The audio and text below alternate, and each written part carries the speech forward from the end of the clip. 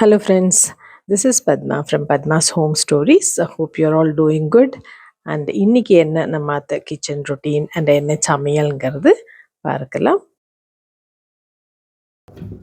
டின்னருக்கு வெஜிடபிள்ஸ் எல்லாம் போட்டுட்டு குருமா பண்ணலான்னு சொல்லிட்டு ஸ்டார்ட் பண்ணேன். அப்புறம் தான் ஞாபகம் வந்து பன்னீர் இருக்குன்னு, சரி பன்னீர் குருமா பண்ணலான்னு பார்த்தா பன்னீர் கொஞ்சம் கம்மியாக தான் இருக்குது. சரி சொல்லி வெஜிடபிளும் பன்னீரும் போட்டு ஒரு குருமா, அதுதான் இன்றைக்கி டின்னருக்கு. அஃப்கோர்ஸ் ஃபுல்கா ரோட்டீஸும். டின்னர் பிளான் பண்ணுறப்போ யூஸ்வலாக இந்த ரொட்டி இருக்கிறதுனால எப்படி பண்ணுறேன்னா 3 days வந்துட்டு இந்த ப்ரோட்டீன் ரிச் இருக்கிற மாதிரி, அப்புறம் 2 days வெஜிடபிள்ஸ் மிக்ஸ்டு வெஜிடபிள்ஸில் வெஜிடபிள் குருமா அந்த மாதிரி வரா மாதிரி, அப்புறம் 2 daysல பாஸ்தா, பராட்டா, நூடுல்ஸ் அந்த மாதிரி. நூடுல்ஸும் பாஸ்தாவும் வீட் வெர்ஷனும் வருது இல்லையா, அதுவும் ட்ரை பண்ணியிருக்கேன். There also almost the same taste தான் வருது, ப்ரிப்பரேஷனும் அதே மாதிரி தான் வருது.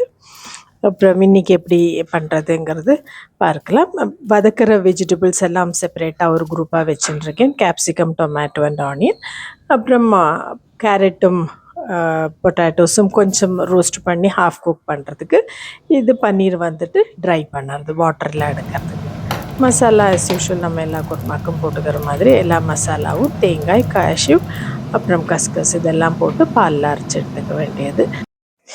எண்ணெயில் கேரட்டையும் பொட்டேட்டோஸையும் நல்லா ஹீட் பண்ணின எண்ணெயில் வந்து உப்பு போட்டு வதக்கி எடுத்துட்டு விடுறது. ஸோ அதுலேயே அது வந்து கொஞ்சம் குக் ஆகிடும். அப்புறம் அந்த ஃப்ரை பண்ணிவிட்டு நம்ம குக் பண்ணுறப்போ அந்த கலரும் கொஞ்சம் மாறாது, டெக்ஸ்சரும் அப்படியே இருக்கும். ஓவர் குக் பண்ணாமல் ஹாஃப் குக் பண்ணிவிட்டு இதை எடுத்துக்கணும். அப்புறம் குக் பண்ணுறப்போ ரொம்ப லைட்டாக தான் குக் பண்ணி எடுக்கணும். இது பண்ணினோம்னாக்கா அந்த டேஸ்ட் அண்ட் கலர் வந்துட்டு அப்படியே ரீட்டைன் ஆகும். இதை வதக்கி எடுத்துட்டு அதே எண்ணெயிலேயே மற்ற வெஜிடபிள்ஸ் எல்லாம் போட்டு வதக்கி எடுத்துட்டு விடுறது.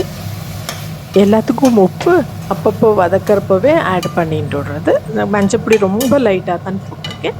அப்புறம் எல்லாத்தையுமே மிக்ஸ் பண்ணிவிட்டு நம்ம அரைச்சி வச்சுருக்கிற மசாலாவை ஆட் பண்ணி லிட்டை க்ளோஸ் பண்ணி சிம்மில் குக் பண்ணி எடுக்கிறது. சிம்மில் குக் பண்ணி எடுத்த அப்புறம் விசில் கூட போட வேண்டாம், நல்லா குக்காய் வந்துவிடும். ஹோம்மேட் பண்ணிடுறதுனால இது கொஞ்சம் சாஃப்டாக தான் இருக்குது, நம்ம எத்தனை தான் வாட்டர் ப்ரெஸ் பண்ணி எடுத்தாலும். ஸோ அதே சேம் சீனி சட்டியில் நல்லா ரோஸ்ட் பண்ணி எடுத்துக்கிறது. நான் கொஞ்சம் ஹார்டாக பண்ணி வச்சுட்ருக்கேன், ரோஸ்ட் பண்ணுற மாதிரி. உங்களுக்கு எப்படி டெக்ஸ்சர் பிடிக்குமோ அந்த மாதிரி பண்ணி எடுத்துட்டு இந்த இதில் குருமாவில் மேலே போடுறது. நல்லா வந்திருக்கு. சிம்மில் வச்சு கொஞ்சம் நேரம் நான் அதை ஸ்டீம் பண்ணி குக் பண்ணப்பவே நல்லா சேர்ந்துட்டு ரிச்சாக க்ரீமியாக வந்தாச்சு. கலரும் ரீட்டைன் பண்ணியிருக்கு, உப்பும் பர்ஃபெக்டாக இருக்குது. அப்புறம் இந்த ரோஸ்ட் பண்ண பன்னீரை அது மேலே போட்டுட்டு கொத்தமல்லி டாப்பிங் போட்டானாக்கா ஒரு நல்ல healthy and yummy kurma is ready. பண்ணி பார்த்துட்டு ஃபீட்பேக் தாங்கும். இன்றைக்கி குருமா கூட டின்னருக்கு ஃபுல்கா பண்ணியிருக்கேன் நான். லேயர் பராட்டாவும் நல்லா இருக்கும், பூரியும் ரொம்ப நல்லா இருக்கும். அண்ட் அது கூட சாப்பிட்றதுக்கு seasonal fruit and by default எப்பவும் இருக்கிற curd. Please subscribe and encourage me. Thank you so much for வாட்சிங். பை.